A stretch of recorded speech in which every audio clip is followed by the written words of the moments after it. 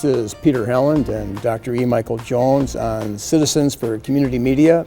And we are again in the studios here downtown South Bend. And we're going to look at, you've been reading a lot of books lately. Henry Ward Beecher, biography, a Pulitzer Prize author.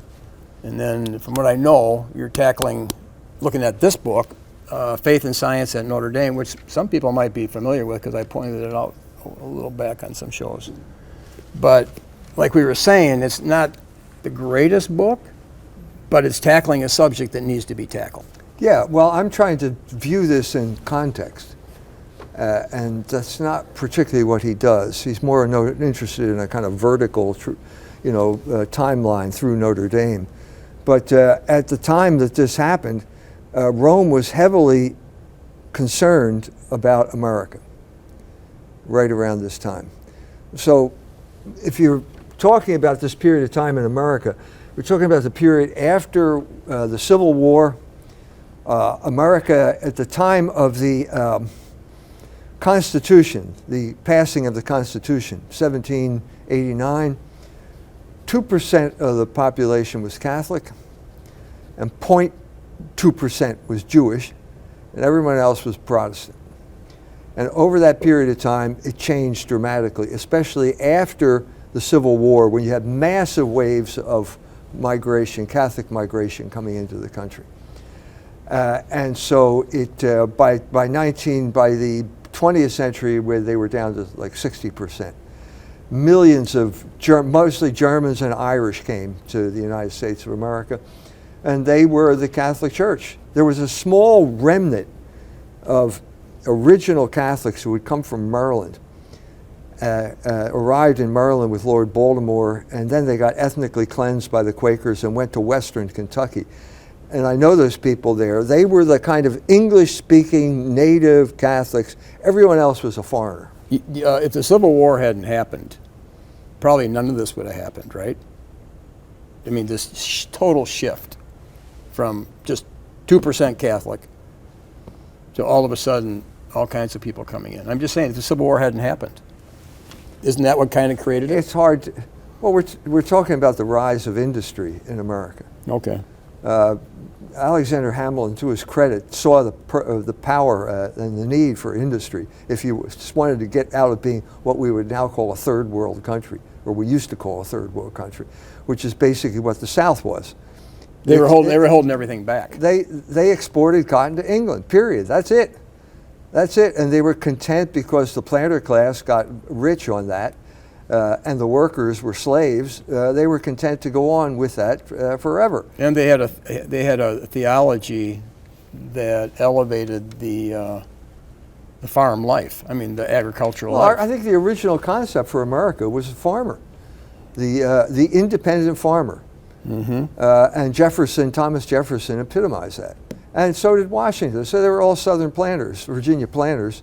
And when the war is over, I'll go back to my farm. And I just read, psychologically, the happiest people are farmers. I just read it. Maybe it's wrong. I'm sure if you read it, it must be true. So now you got a different situation. And the war, and you've got people pouring in, and they are cheap labor for basically the industrial build out of the United States of America, beginning with the railroads, actually beginning with the canals. In the 1825, they completed the Erie Canal, and that was the beginning of New York, and it was the end of the hegemony of Boston and Philadelphia, because you could sail a boat basically from England to Chicago now. Didn't have to unload. There was no way to get to Pittsburgh from Philadelphia. It was virtually impossible. You couldn't go straight through the state. You had to go down through the Cumberland, down to Maryland, the Potomac, up the C&O Canal, all that way, to get to the Youghiogheny, and then anyway, it's impossible.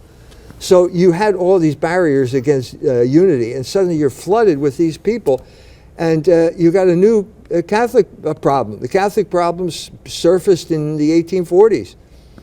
The nativist riots in Philadelphia and Boston, where they burned down churches, because the Irish were now undercutting the wages of the skilled craftsmen in those cities. And it got worse. That's before the potato famine of 46, 47. Where my people came over. And then after you have the potato famine in Ireland, you got the revolution of 1848 in Germany, and you've got a situation where Germany is simply is no unification. There's no country called Germany at this point. It's all these principalities who've still gotten over the Napoleonic conquest. They come flooding in, and you think, well, this is going to be the Catholic moment, because at this moment, basically, Calvinism imploded, and the man who epitomized that was Lyman Beecher. And why did it implode? It imploded because of the movement west. It's that simple. Because Calvinism was inadequate, couldn't deal with reality. And the reality is existence, and you got to make it through the winter. And how am I predestined to make it through the winter or not? You know, and am I totally depraved, and my actions are worth? No, I got to work. So it didn't work. And as they moved westward, the religion modified, existence modified essence, and what you had was the rise of Methodism. And so you had the son of Lyman Beecher, Henry Ward Beecher, becoming in effect a Methodist. He didn't claim that, but that's what he was when he ended up in the fever swamps of Indianapolis, where both he and his wife got malaria. I think Lincoln, when he won the seat for Congress, he ran against Peter Cartwright, who is the most famous preacher in the Midwest, or in Illinois at least, Methodist. I think he was Methodist. Well, the Methodists were the ones that went west, and Methodists don't really believe in doctrine. It's a method. That's why they're called Methodists.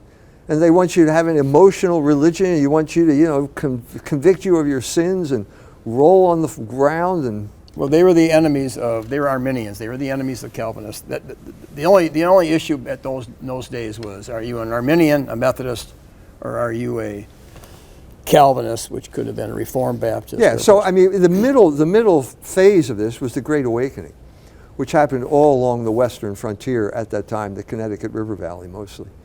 And this had a democratizing and unifying effect on the colonies, because it went from Georgia all the way up to Maine. That's when Whitefield went all the way up and down, and so did John Wesley, all the way up and down the coast, uniting. Nathan Hatch at Notre Dame, he wrote a lot of his books on the democratization of America, the religion. Yeah, so this is all the turmoil that's having place. It leads to the Civil War, which I think is just a kind of fluke. It's not the fundamental axis of identity is East and West. And the only reason we had a Civil War, the only thing that got John Brown, people like that upset, was the spread of slavery into the newly acquired, newly recognized Western territories. That's what happened in Kansas. Well, Henry Brownson in that speech, he blamed it on the northern women. They were operating completely outside of reason. It made no sense to him. It was completely stupid.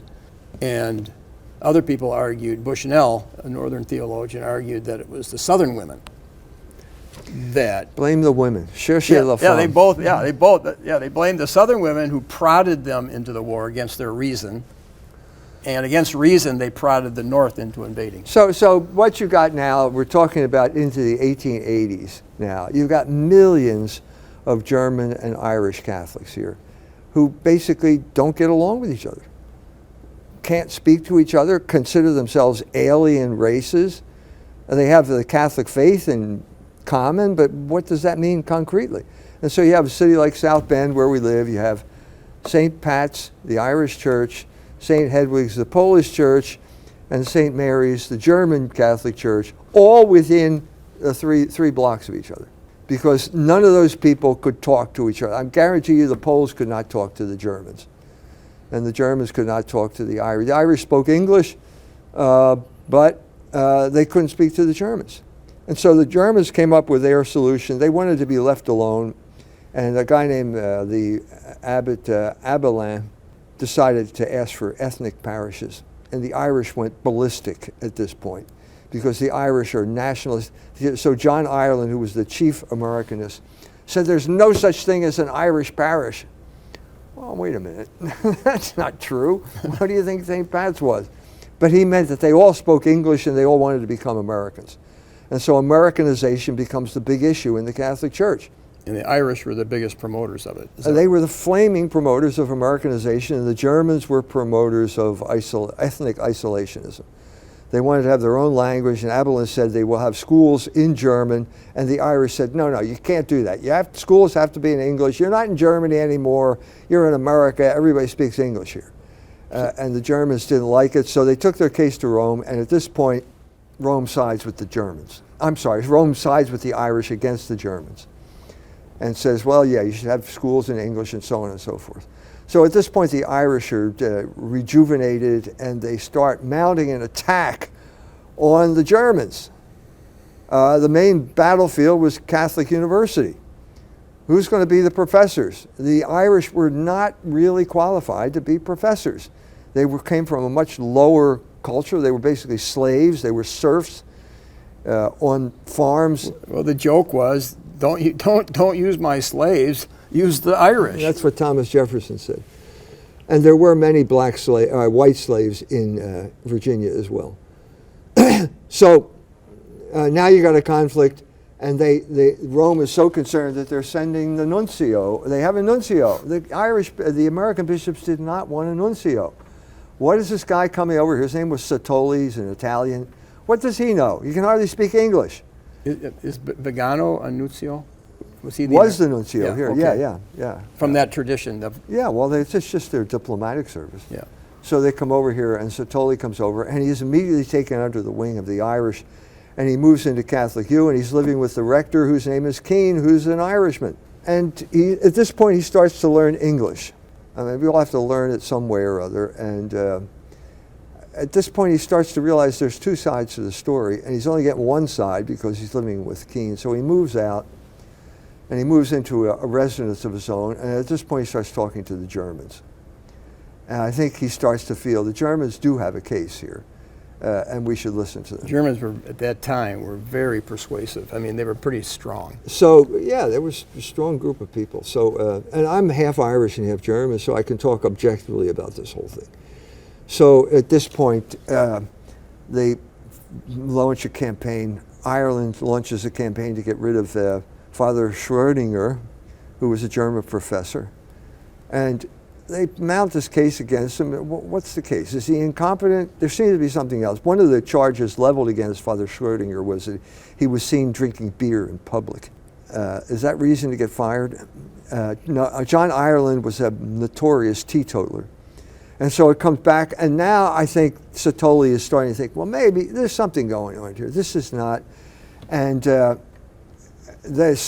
direction starts heading toward favoring the Germans, because the Germans are less American than the Irish. They suspect the point is Americanism. What is it? Is it a religion, or is it whatever? What is it? Well, it's anti-hierarchical, at least, right? I mean.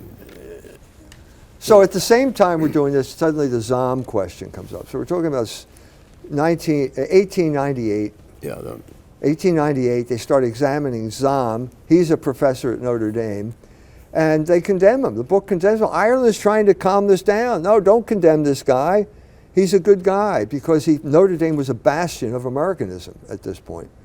And they ignored him, but they softened the blow. And so basically they condemned his book, but then they allowed Notre Dame to restate him. He stayed there for a couple of years, and then he just left. He went off to writing travel books, disappeared. He went up one of the rivers in the Amazon with Teddy Roosevelt. And so the other thing that's happening here is Teddy Roosevelt is emerging as the man who embodies America. What's he call it? Strenuous Christianity, which is like... Or they would call it muscular Christianity. Well, the English called it muscular Christianity, and that was Rugby and Tom Brown's school There's board. a lot of books even written on it, because it was a significant shift. Yeah, and it's just, I think what happened in England was basically the Anglican Church realized the Oxford movement was right, we're not going to go, and Newman realized the Anglicans are not going to reunite with the Catholic Church, so he leaves and becomes a Catholic. And the same thing is happening over here, except it's a little bit different because you got this huge movement of huge numbers of Catholics now that weren't here before. And so the main thing that happens in the 1840s in this regard is Orestes Brownson converts to Catholicism. This was a big deal because he was a big figure in the American Renaissance. He knew all the people, knew Emerson, knew Thoreau, knew Hawthorne, knew all these people, and he does that and he sinks like a stone. He disappears, you mean? No, he didn't disappear, but I mean, he His lost his popularity, status. yeah. He lost his status with the movers and shakers of American high culture, which were the Boston Brahmins, Henry Wadsworth Longfellow, all those people that I just mentioned. And so he's got this idea, I'm going to convert the Americans because I know the story inside out. I was a Calvinist, I was a transcendentalist, I was the whole thing. I know the whole thing. These Protestant sects cannot solve the problems that America needs. I'm going to preach to the Americans. Well, nobody's listening. They had turned him off. And so at this point, his protege, Isaac Hecker, says, well, there's a guy in Boston. Go to New York. This guy named Hughes, Archbishop Hughes. They call him Dagger John because of the way he makes the cross. Looks like a dagger. And he goes down there and, well, wait a minute. This guy is an American, has a clear American identity. Family goes way back. And now he's confronted with a Catholic Church that is almost completely Irish in New York. So what do I do now? Do I have to become an Irishman in order to become a Catholic? And so he comes up, 56, he gives a speech at Fordham. And he says, we need to have an American Catholicism. And at this point, Dagger John stands up and says, no, we don't. Embarrasses everyone, contradicts them on the podium there at the graduation ceremony at Fordham University. And so now you've got an impasse here. So now 40 years down the road, Dagger John did not like Americans. He did not like the Irish. He didn't like the English. He was, he came from a poor, background. He was a gardener for a while. Did he ever say why he didn't like America? Because they were Protestants. It's obvious. Every American's a Protestant. Okay. And Protestants hate Catholics. What more do you need to know? And we're here to make some money, but we don't have anything to do with those people. And so the Irish were kind of aggressive. Well, that changed over the course of the 19th century. And suddenly the Irish thought they had a leg up on the other Catholic immigrants they want to assimilate. And you have John Ireland as the main Catholic bishop. And he's a flaming Americanist. And he thinks America's the greatest country in the world. And now Rome is getting more and more concerned. Like, what is this thing? Is it a political party? Is it a religion? What is it? And then at this point, the biography of Isaac Hecker comes out in French, and the French start talking about how they need to change the church in France according to American principles. Well, now the Vatican's really upset. What year is that, maybe? That's 1898. Well, Brownson gave his speech at Notre Dame to the students. He got the Laetare Medal. Yeah. And the subject was European liberals. The countries in Europe are now trying to adopt our principles. Do they realize the trouble they're going to get into? Do they realize that our principles have failed? I mean, that's what he was saying. No, because nobody felt that our principles had failed. Bronson certainly did, and he laid out. I think Bronson felt that Protestantism had failed, but I don't think he felt America had failed. I think he felt that there was a place where you could work things out here, and I think that's what Ireland felt. So we'll work it out. Don't bother. But now that the evidence is mounting against it, and then the big thing that changed everybody's mind was the Spanish-American War. Which was a trick, because the sinking of the Maine very well was done by us. Yeah, but the divers went down. The explosion on the Maine was from the inside out. You can see by the way the metal's going. So someone planted a bomb in the Maine and sank it deliberately. Well, that was the casus belli, and as a result, America went to war. And then before that happened, the Vatican calls up. They didn't have telephones then, but telegraphed him. John Ireland says, you got to negotiate a ceasefire. We don't want a war to break out. And so Ireland says, sure, I'll do that. And they say, you've got all these connections with the White House. You can walk into the White House anytime you want. So because he's been bragging about that, because of connections to the Republican Party. So he goes, and he can't stop it. Because Roosevelt... Because everybody wanted war in America. Yeah. And this is so Vatican saying, well, wait a minute, this is war against Catholic Spain. They didn't sink the Maine for nothing. They had a whole huge plan what they were going to implement. This is the beginning of American imperialism. And I'm saying American imperialism is the American religion. Once you move to imperialism, you have the emperor as a god, and you offer up incense to idols just as you did in the Roman Empire. That was the religion of Rome. The whole Jupiter stuff is all beside the point. You worship the state. And that's what happened to America at this point in time. But that's the danger, as we were talking earlier. Zahm was a very close follower of Brownson. And Brownson in his last years, he was really intense on trying to tackle the evolution issue that was coming. Well, now, so at this point, America has changed. And so now you have the arrival of evolution as basically the ideology of the British Empire, basically the hidden grammar of capitalism. And so you've got these guys are swept away.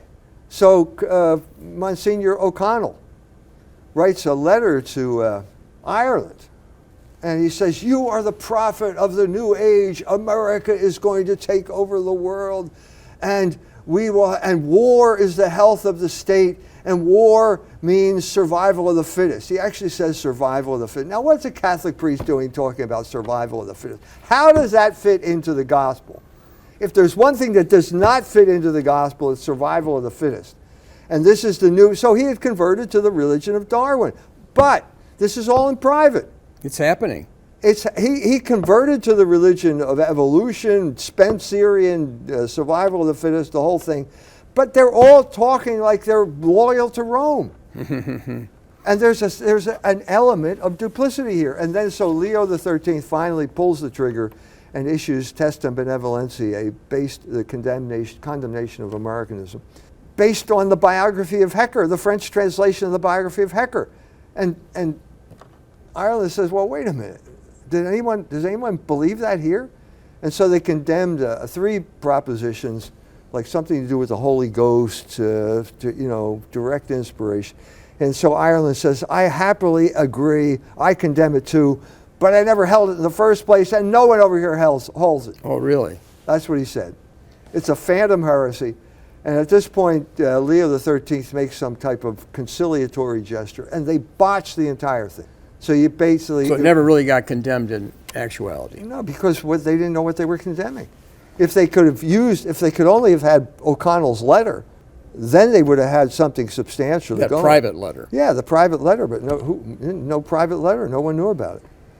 So at that point, you've got a glancing blow, which is the worst thing you can do. They just come back stronger. So you come back, and so there's this rhinoceros ready to charge at you, and you get your 22, and the thing goes bing off the side of his head. Well, you enrage the monster now, and on top of that, or you make him more wary. And I think that's what happened here. Well, it was a combination of both. The guy writing the book makes Zahm out to be a hero, that he was being persecuted like Galileo was. Yeah, right. So that's kind of how they survived. And the book and they came up with, so then you've got Notre Dame. I think this is where Notre Dame comes in. Notre Dame's seeing which way the wind is blowing. Okay, Rome doesn't like Americanism. Okay, we got to play down the evolution thing. Let's cut Zahm loose, send him off to Timbuktu to write a travel book, and we'll position ourselves as the broker of Catholic identity, American identity, American Catholic identity. And I think that's what they did. They started to do that. And then so the first move in that direction was 33 when O'Brien wrote his book, Rehabilitating Zahm and Rehabilitating Evolution. Yeah, I thought it was a different title. I thought that Zahm's book was called Evolution and Dogma, and O'Brien had a book almost very similar to Zahm on the same theme. Yeah. And so the author here says he did it and nothing happened. Right, he got away with it. And yeah, so Zahm got, he didn't get put on the index, but that's because Ireland intervened. But he had to promise not to publish it, not to write more on it, and it had to be taken off the shelves. But it really wasn't taken off the shelves. What you had is this kind of duplicitous behavior on everybody's part. I mean, O'Connell knew he was a worshiper of the survival of the fittest. Well, that should have been condemned. He deserves to be condemned. And then they're all saying, oh, no, we accept your verdict, Holy Father, and we're loyal Catholics, and blah, blah, blah. And that's it. Well, you cannot underestimate the effects of a war. That Civil War had a huge effect in worldviews. The Northerners won, and so their worldview is now imposed, and it was a view led by science. So now you have Catholics coming up, trying to broker a deal between Rome and Washington. Let's say something that's acceptable to both Rome and Washington. I think this is what Notre Dame used to be. They don't give a shit about Rome anymore. But Rome ever since Monk Malloy gave them the finger and said they're not going to follow that ex corde ecclesiae. Yeah, because Washington, D.C. is the new and real Rome. You guys were the Rome, were the center. Yeah, and it happened with Hesburgh, and Monk Malloy was simply Hesburgh's protege. And so he took it down the path where they basically walked it away from the Catholic Church. And now they're offer up incense to the idol of the American Empire every day of the week there. You know, while giving you the illusion that they're, as Catholic as the Pope, more Catholic than the Pope. That's the tragedy of American identity. The tragedy of, could there have been a true Catholic identity? If you read Scott Appleby, he wrote a book on Zahm, an article on Zahm. And it's like reading, the Democratic Party platform of 1988. Maybe not now, but it was certainly the party platform when he wrote the book. And that's what it was. It was basically, Hesburgh was a Democrat. Everybody knew that. He was a Democrat before he was a Catholic. And he did whatever the Democratic Party or the rich and the powerful wanted him to do. And that's why Notre Dame got all that money and lost its soul. Yeah, I mean, along the way. You had one of your culture wars do it on Hesburgh and Saul Alinsky, and then the guy who was head over Bavaria came over and took his George Schuster. Yeah. But that's farther down the road here. So what you ended up with is an incoherent position. It's in the book. I think it's in O'Brien's book. But anyway, so evolution created the body of man. And then God simply zapped a rational soul into that body. And that had been formerly thoroughly condemned. It's totally incoherent. It's basically, you're talking about this as it's purely Platonic in the way he's talking. And Plato felt that the soul was to the body what a pilot was to the ship. Or what you would say, you to your car. You're not your car. You get into the car and you drive the car, and the car is your body, and it's incoherent. No, they lost their ability. Brownson was a good thinker and philosopher, and he could understand things at the most important level. They got bewitched by the science. I think it's a political decision. Rome, we believe that God infused the soul. Okay, they're happy. And Washington, the body evolved. So it's the best of both worlds. They can have their cake and eat it too. Right. The only point is that according to Thomist philosophy, which then became the norm at Notre Dame, the soul is the form of the body. Well, how does that fit in? That means you just can't pop it out like an engine. Put a new engine in that car, put a Hemi in the Volkswagen, whatever. You can't do that. It doesn't work that way. There's no such thing as a body without a soul. But they're hoping nobody's going to catch that. Yeah, well. And very few did catch that. They did catch it in the reviews that came out of Hecker's book. They started talking about this, how this is preposterous, and the only reason they're promoting it is to save the phenomenon. That's what they're doing. And so that became the Notre Dame deal. We'll broker something, and they'll love it in Washington, and they'll love it in Rome. And the man who was the expert at this was Father Hesburgh. And because America was always about, you got to know how to compromise. Isn't that how we always were taught? That the American system is learning how to compromise. Well, the culmination of it was 1959 when Hesburgh, that graduation, Hesburgh's sitting in a Cadillac convertible, and he's got President Eisenhower on one side and the future Paul VI, Cardinal Montini, on the other side. And he's the man who brings these two things together, church and state. He's the guy, and Notre Dame is the epitome of this fusion of church and state. And you can be a loyal American and be 100% Catholic at the same time. You can have your face on Time magazine. Well, they jumping ahead, but they gave the Laetare Medal. Brownson got the Laetare Medal in 1897, but the other Laetare Medal came, I think, when his name is Kenneth Miller, who wrote biology books, and his claim was you can believe in evolution and be a Catholic. So Notre Dame, oh, we love this guy. They give him the Laetare Medal, and he's the hot shot, but it's like really bizarre. He'd go into courtrooms and try to destroy even intelligent design. Can't even have intelligent design. You have to have unintelligent design. Yeah, or there's no such thing as intelligent. That's wrong. Science doesn't say that.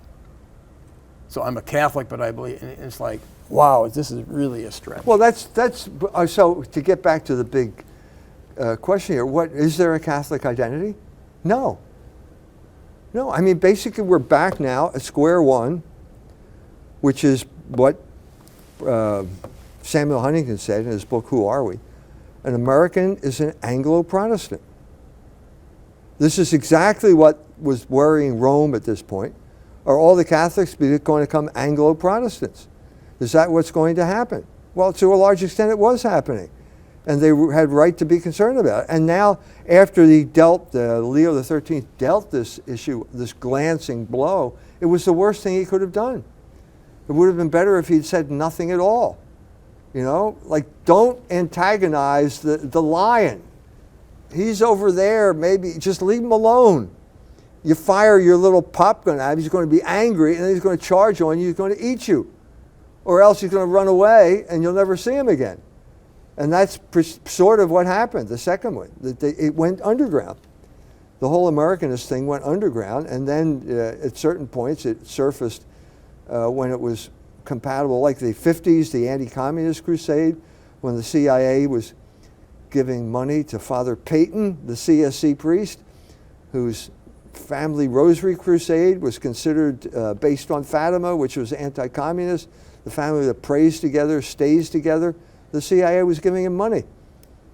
And everything seemed fine. So what's wrong with that? If the CIA is going to give me money to tell people to praise the rosary, well, who cares? What's wrong with that? Because there's probably some strings attached. There are strings attached. And basically you had to, and that was, you'd see it with people like Fulton Sheen and Cardinal Spellman in New York, who were flagrant supporters of Cold War against communism and Americanism. So you never really had the emergence of a Catholic identity in America. Was Father Coughlin an attempt to challenge the Americanism? Yeah, and he wasn't an American either. He was a Canadian. Oh, was he? Maybe that helped him. But I think that was, in other words, a voice critical of the Roosevelt administration based on Catholic principles. That was America. So that whole, if you want to talk about the whole America First movement, simply disappeared. It was crushed by Pearl Harbor. Right. Lindbergh was riding high. On my side of the family, we had, ironically, my grandfather was radical pro-Roosevelt, but he had cousins that were American Firsters on the speaking tour. So that was not a small movement. No, it was a huge movement. And I think the majority of the American people wanted to stay out of the war. And he knew that, Roosevelt knew that he was in trouble. Huey Long might have won the election. And so they murdered Huey Long. It's one of many assassinations. Well, look, yeah, I mean, of course, no problem. It's the way they deal with people. Even more so now. It was a Jew, actually, who killed him. And so that started to happen. This is what caused problems for Lindbergh when he said there are three groups that are trying to get us into the war, the Democrats, the English, and the Jews. As soon as he said the word Jews, he touched the third rail, and the Jews united against them, and they sided with the Roosevelt administration, and Lindbergh was a hero who just sank like a stone. But going back to Zahm and the American Empire, Zahm, he says it in this book, because I remember reading it. Zahm said he was with Brownson in 1883, By the time he writes Evolution and Dogma, 1893, he did a 180 flip. And the only clue this guy gives is Brownson said we cannot become a great research university if we hold to special creation. You mean Zahm said that? Zahm, I'm sorry. Zahm said that. And so we have to go with theistic evolution if we want. Well, that's what's still going on. Patrick Deneen gave the speech to the Sycamore group. You know, basically accepting the fact that other people will confer greatness on you if you join the American Association of Universities. That's the elite group of universities. You are ipso facto a great university. And Notre Dame was always in this position. They always had the kind of Hesburgh inferiority complex when it came to Harvard and places like that. And they still do. So I don't know, maybe are they considered the doormat of the AAU? I don't know. Well, the survival of the fittest obviously challenges the Sermon on the Mount. You think so? Yeah. I mean, the greatest virtue is humility, Augustine said. And the second greatest was humility, and the third greatest was humility. This is in, it's not in that book, it's in the McAvoy book about Testament of Militia. But there's long quotes from O'Connell talking about survival of the fittest and what a great thing war is. And I'm so glad America is going to destroy the Spanish Empire, what's left of it. This is a Catholic talking like a Darwinist. That's a political decision. He's joining himself to the spirit of the Northern armies that won the war. That was their spirit. You know, that was a non-Christian, the way they fought that war was horrendous. You know, when Sheridan went to Europe, they couldn't believe how un-Christian their methods were. Well, that was survival of the fittest already, even though the book came out in 1859, it was a hot issue. And they were going with it. The Southerners, you know, they could have gone to guerrilla warfare, but I guess they were... Well, they did. But not much. Well, when the first Klan was guerrilla warfare. Yeah, right, but that was successful. They drove out the Yankees when... True, but Lee said, no, we're not going to go that route. So had Lee given the go-ahead, but he was too much of a gentleman to think that he wanted to be part of that. Guerrilla war is always problematic. And the problematic nature was what happened to the South after they succeeded with the redemption, where lynch law became the law of the land in the South. That's a direct result of guerrilla warfare, taking the law into your own hands. Right, right. And Brownson, Henry Brownson in that speech says probably the ruin of America, the seeds of its ruin were probably laid in the Northern victory over the South and the principles that they used to fight that war. He said those principles are going to probably be our ruin. Well, they're the principles now that Israel is using against the Palestinians. And we have the fulfillment of this nightmare. You begin with Puritan Judaizers in America, and then you see the victory of that Massachusetts over Virginia in the Civil War, and then you see the spread of these ideas, and then when the real Jews show up in the 1890s, you got a recipe for disaster, and now we're seeing the fulfillment of it right now. The one issue that is confronting the country right now is the Jewish question. It's inescapable now. You have the interview with Representative Massey. You've got that disgusting display of the Congress giving that war criminal Netanyahu a standing ovation every time he lied about Israel, about Gaza. Over 50 standing ovations. They were jumping up like jacks in the box. Well, they broke the record, right? They broke the record, and Mike Johnson said, we're going to break the record. It got so bad that Netanyahu said, stop applauding, he said. Listen to what I'm saying. No, we don't want to listen to what we know what you're saying. We know it's all lies, but we're going to jump up and down because we want that Jew money. IPAC was there watching, taking role. And now IPAC's trying to get rid of all the people who have any sympathy with the Palestinian cause. Yeah, they lured him in on the campuses to revolt, and then now they're going back at him. They're claiming how persecuted they were on the campuses because the pro-Palestinian Hamas people were. Well, as Father Hesburgh said, if you let them in, they take over. And that's what happened at Harvard. It's a Jewish university now. Jew money runs the whole university, and when Claudine Gay tried to talk about freedom of speech, they laughed at her, and she was gone. Because when it comes to what the Jews want, there's no such thing as freedom of speech, there's no such thing as freedom of assembly. It's just Jewish power and Jewish money, period. And that's the crisis, and how many people are dealing with it? They're not dealing with it because they can't figure it out, because it seems like you have half the Jews now that are on one side and the other half are on the other side. Do you know who came out against this? Eric Clapton. Eric Clapton finally said the Jews are in control. He took the vaccine. he stood up to the vaccine, now he's standing up to Well, he took it, and it caused him trouble. Well, yeah, he couldn't play the guitar anymore. Oh, that's bad news if you're Eric Clapton. Yeah, so there's a continuity. If you don't understand the continuity, the history, how, like you're saying, I mean, you had a history before the American Revolution that you need to know.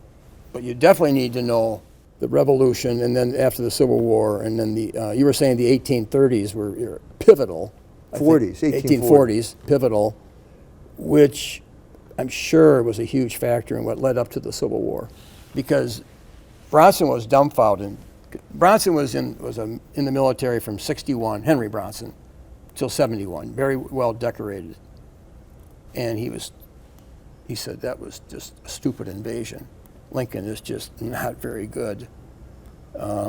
He said, yeah, I can oppose going out west with slavery, but the Constitution and the laws allowed the South to do what they were doing. On what principle are you just going to overthrow the law of the land in the name of some higher sentiment? He said that sentiment is coming from these women that should not be calling the shots here. Was he referring to Harriet Beecher Stowe? Yeah, I'm sure he was. That book had too much influence, an emotional influence. I mean, the biggest thing was the first martyr in America was Lovejoy, Elijah Lovejoy in St. Louis, Acton, Illinois. And he came from Princeton, and he was from a family like the Beechers, okay? Not as prominent. But he was publishing anti-slavery literature. And the Attorney General, friends with Lincoln, came down with some guys and assassinated him, okay? Point blank assassinated him. So one of the brothers was a congressman, and he was on tour condemning slavery, took up the mantle. So the Southerner said, I think it was Joseph Lovejoy, the Southerner says to Joseph, hey, we know what you're doing, you believe in it, but we'll give you a free, come on down to the South for a month or two. Visit anything you want, okay? You're not seeing both sides. Okay. I don't know why he did, but he did. He went all over for 2 months, did a 180 flip on his position. I mean a 180. So now he's writing, it's a famous letter, he's writing to his other brother, and he's trying to explain, he said, you got to be open. There's both sides. When I saw the reality of it, I had to change. I was being given the Harriet Beecher Stowe kind of drama, sentiment. It didn't fit the facts. See, and I'm sure Henry... I don't think blacks ever had the ability to assert their own identity. They never had it. And beginning with Harriet Beecher Stowe, who conferred this identity on Uncle Tom, Uncle Tom's Cabin, and then that became a term of derision in the 1960s. But that was only because the Jews had taken over what the identity was. Classic example was Soul on Ice. Remember Soul on Ice by Eldridge Cleaver? Yeah, we read it. Yeah, well, he didn't write it. We read it in 1970. It was written by the editorial staff of Ramparts, David Horowitz and some other guy. He didn't write it, and so there's this determination to turn the Negro into something that is suitable for the ruling class. Claude McKay, same thing happened to Claude McKay in the 1920s when Amy Spingarn created the Harlem Renaissance. Claude McKay somebody becomes a famous novelist because he's the sexually liberated Negro.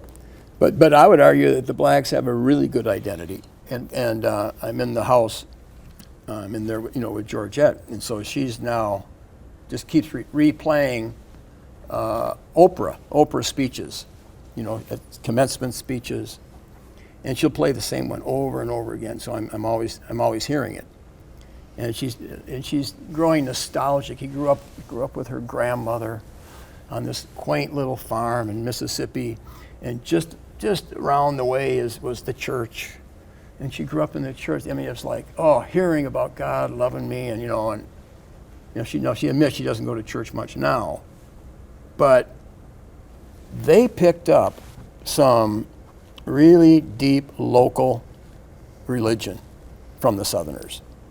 And it's amazing how... No, I agree. I agree with that. Okay? So what happened when they come north? Well, what happened to Oprah? She becomes more of a shield for the Jews. Yeah, she goes to Auschwitz with Elie Wiesel. She fawns over Elie Wiesel. Same thing that happened with Frederick Douglass with Adeline Ossing. She influenced Douglass in her claim to go atheist. Turned him into a Jewish revolutionary. That's what she did with him. Right, and that's the danger. But I'm saying this is a constant strain here. If you take the other extreme, it was the Germans. Nobody determined German identity here. The Germans determined their own identity here, based on a strong connection to the German language and German culture, music, the whole thing. It was a high culture, and they brought it over. And then they said, well, wait a minute, who are the Irish to tell us what to think? They're barbarians, they act like barbarians, okay? They're not even Americans, the Americans don't like them. Why should we follow their example? And that was the impasse in the Catholic Church. And so every other group is basically subjected to this type of pressure. Which is basically, you go along with the big guy. And that with the blacks, it was Uncle Tom's Cabin. It was the Harlem Renaissance. It's Claude McKay becoming the communist revolutionary, and then being the sexual revolutionary over in Russia. He meets Lenin. He meets all these people, at this time. They think he's great. Gets syphilis. That's not a good thing. Comes back, and then they drop him like a stone, and he eventually becomes a Catholic. But now we can say, with Jim Jones, they said, don't drink the Kool-Aid. Now, these are types of taking the vaccine. When you allow your identity to be removed. It's identity theft. Yeah, you're taking the vaccine. Don't let them make you take the vaccine. Who hasn't taken the vaccine? Who hasn't been a victim of identity theft? It's just ruthless, and it's the Americanization process, which destroys your identity, whatever identity you have, and gives you the substitute identity where you become a docile sex robot and wage slave. And that's precisely what Notre Dame is there for. Right, and it doesn't have to be. I mean, just like, I've been saying that, in the Catholic wedding, you promise to raise your children up according to the law of Christ and the teaching of the church. I mean, if the parents would just reasonably obey that, they shouldn't lose their identity. That it should stay intact. But the schools are not creating a proper identity. Well, education was public education anyway, was conceived of as the main engine of Americanization in America. That's how you became an American, or you didn't become American, but your children did, by going to public school, no matter what group it was. Right, and that was Horace Mann, and that was condemned viciously by the Boston schoolmasters, the whole idea of public education. So you're not supposed to know that. So it had such a weak foundation that nobody in their right mind would want to enter in on it. But they all did. And only now, until just very recently, are people calling it government schools. They never used to. Indoctrination. That's all brand new. Well, now you've got the Indiana giving vouchers to charter schools and things like that. So you've got a real resurgence now of Catholic identity in the next generation, the generation after, generation of my children and grandchildren. Yeah, yeah. And some people think the answer, I just had a guy comment. The answer is from the top down. If we can get the right government, and Brownson was saying the opposite. He was saying, and I was basically trying to defend Henry Brownson. He was arguing to the class in '97. He said, in a popular government, you're only going to change when it changes at the ground level. Okay? So you're going to have to really dig in, create solid Christian families, or Catholic families, you're going to have to really get serious about getting your local churches strong, because it's going to have to happen. In our form of government, it's going to have to happen that way.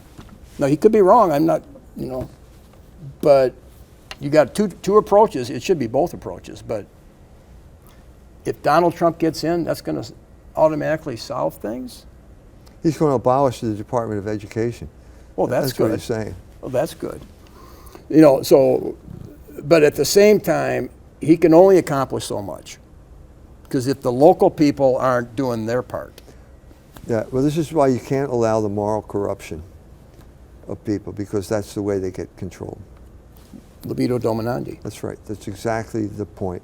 And that's exactly what happened to the Catholic Church. But let's talk about Catholic women, that got swept away by the sexual revolution and had abortions. Once you do that, you become a Jew, because abortion is the sacrament of initiation for the Jews. And how do you know that? Because you vote like a Jew. And how do you know these women voted like a Jew? Because Josh Shapiro is the governor of Pennsylvania. There are many more Catholics in Pennsylvania than there are Jews. How did he get elected? Well, because of women who had had abortions. And the Jewish religion is known as feminism. It's the Jewish revolutionary spirit for women. And abortion is the fundamental sacrament of feminism. It's that simple. It's also it's a fundamental Jewish value. The Jews themselves have said it. But this is why you cannot allow the corruption of women, the moral corruption of women. No, that's why a father has to, one of his highest priorities is to protect the spiritual and physical chastity of his daughters. Because they are more susceptible to the serpent's voice moving in one way or another. Yeah. But for some reason, with the loss of no, it's Legion, it's not for some reason. It was basically the rise of media, the aftermath of World War II, the social engineering destroying ethnic neighborhoods, the rise of television, the rise of the automobile, the rise of the corporate man. All of these things were forms of control, and all of them became vehicles for sexual revolution. But also at the Mass, at church on Sunday, you have evolution coming in strong after the Vatican II. And as I said earlier, the Sabbath, Sunday, is a sign. In Exodus 31:17, I was saying that God created the world in 6 days. So all of a sudden, you don't have the full meaning of why you're celebrating. This is what Sunday is. And then they took the head covering off. I mean, I'm saying, you had 10 things, just boom, all at once. Right. People didn't know where to start. They couldn't see all 10 things happening. No, I was there, I remember. Yeah, and then there was all these distractions at the same time. Yeah, you're right. So we got 3 minutes. So how are you, you read this book, you're writing a book, and how are things kind of fitting together? Well, it's, one of the major themes is nature, the religion of nature that Emerson and Thoreau created became a powerful force in America. It was basically the frontier. You're dealing with the frontier, you're dealing with guns. They've become a crucial part of American identity. And I think the figure I'm dealing with now is Ernest Hemingway, who was a guy who wrote books about fishing and hunting. Yeah, I made short stories about fishing and hunting. It was up in Michigan. A lot of them are set in Michigan. That's all my dad did, was fishing when he was a teenager. I know. So you're dealing with a period of time from 1890, 80% of America's population was on farms, 20% in manufacturing offices, reversed by 1920. Anyway, that's where we're heading. That's where we're heading now. That's where we're heading. And then after Hemingway, it goes to who? Gary Cooper. And he's just. And then that's Hollywood. And then Hollywood creates all these westerns and so on and so forth. That's where it's headed. Hollywood there's a direct connection between Gary Cooper and High Noon and Dirty Harry. The gun is the linking point. And when Gary Cooper throws his badge down, that's what Dirty Harry does. it all kind of follows after that. Well, my dad once said, you know, that he didn't think he wanted a TV in the house. This is like 54, 55, you know. Well, his wilder younger brother bought him a TV. You know, but he sensed something is not right. Yeah, having a TV in your house is like having a Jew in your living room. That's what Father Feeney said. Yeah, well, Hollywood is Hollywood. Well, thanks for coming on. You're welcome. And it's good to be down here in the WNIT studios there. They're telling us we have just a couple seconds. So Dr. E. Michael Jones, Peter Helland on Citizens for Community Media.